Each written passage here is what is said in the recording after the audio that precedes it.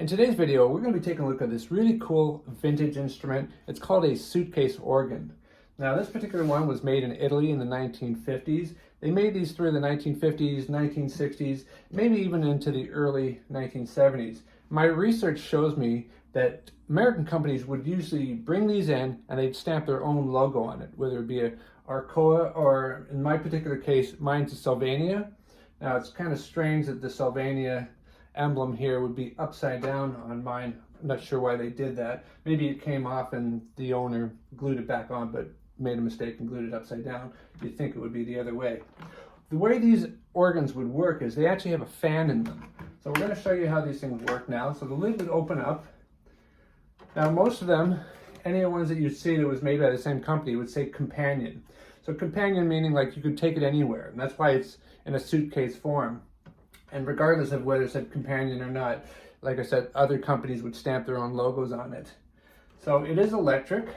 So here's an old electric plug, and you would plug these in to a standard outlet, and it wouldn't make any sound until you turn the instrument on. Let's see if we can hear the fan start up.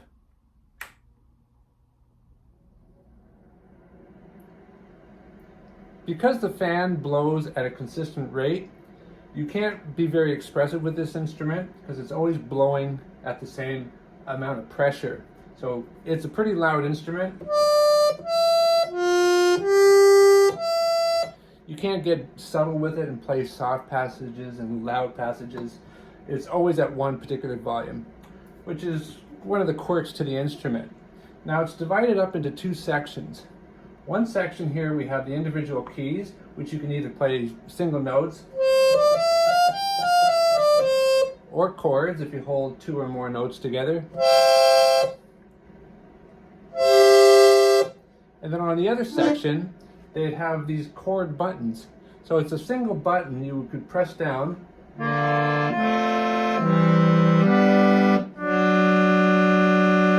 and it would actually play a chord. So for instance, a C major chord played on the keys would sound like this. Or you could play it just by hitting one button. And then if you did that, then you could.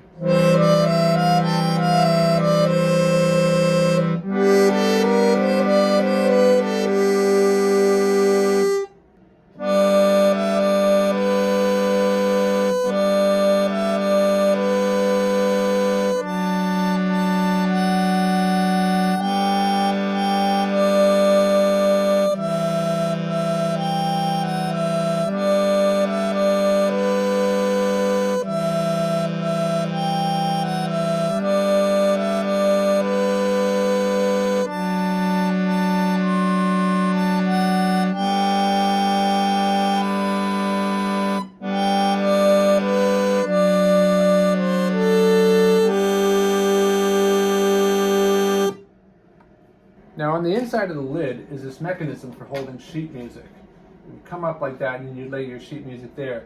Obviously this is pretty flimsy. I wouldn't imagine you could put a book on here. But even still, looking at this particular mechanism, I have a sneaking suspicion that it's installed backwards or something, because there is a slot over here which you could put a book, and if this was turned around the other way, I could see it supporting a book that way. But this way here, I can't really see it working properly. So I'll have to do a little bit more investigation on that. Now, as mentioned, this is a fan-powered instrument. And so what would happen is, underneath all these individual keys or chord buttons are a series of reeds. These are metal reeds that are tuned at particular pitches, so that whenever you press down on a key, it would open up an air passage to go through the reed and sound that particular note, whether it's a single note or two notes at a time, or a chord. Chords would usually consist of three reeds playing at the same time. Now, I just got this instrument recently, and I do notice there are a couple of imperfections. For instance, the chord buttons up top sound pretty good.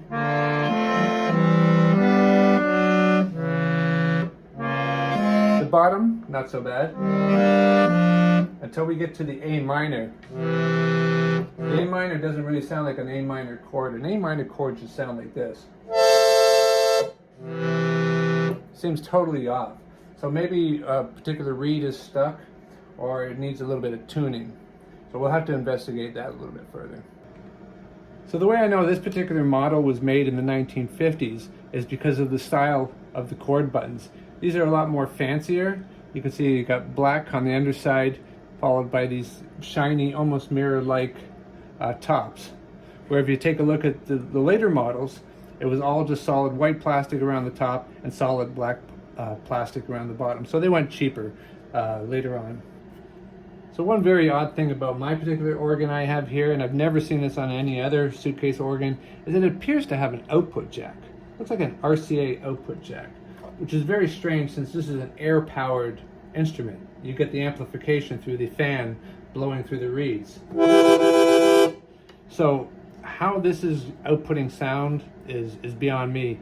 Perhaps somebody somewhere along the lines installed some contact microphone with electronics to be able to record directly out instead of miking up the instrument, which I could understand if you're trying to do professional recording, because you don't want the sound of the fan being recorded. If you could just get the notes out, that would be more ideal. I actually owned an instrument quite similar to this in the 1970s when I was a kid, except by that point they were making them all out of plastic. I remember it was a brown plastic with screw-on legs, but the layout was pretty much exactly the same. You had keys here, chord buttons over here. It was really kind of cool.